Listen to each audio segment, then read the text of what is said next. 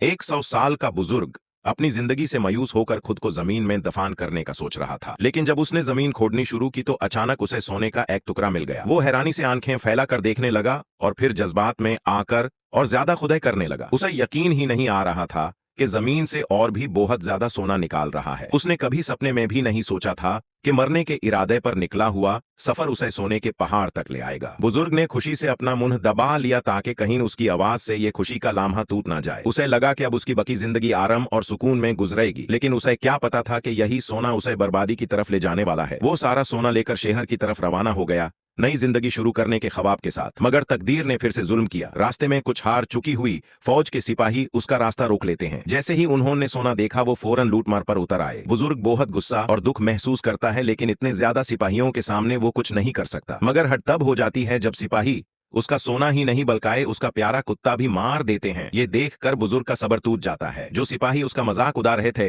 पल भर में गिर जाते हैं। दूसरे सिपाही संभाल भी नहीं पाते कि बुजुर्ग उन पर हमला कर देता है। घबराहट में सिपाही अंधाधुंध फायरिंग शुरू कर देते हैं और अपने ही लोगों को नुकसान पहुंच जाता है। चंद लम्हों में सारे सिपाही खत्म हो जाते हैं, लेकिन खतरा अभी भी बाकी होता है। दूर से टैंक की आवाज सुनाई देने लगती है। बुजुर्ग को समझ आ जाता है कि अब यहाँ रुकना खतरनाक है। वो जान बचाने के लिए भागना शुरू कर देता है। उसकी तरफ देखकर अफसर पीछा करने की जल्दी नहीं करता, क्योंकि उसे पता होता है कि आगे बारूदी सुरंगों का इलाका है।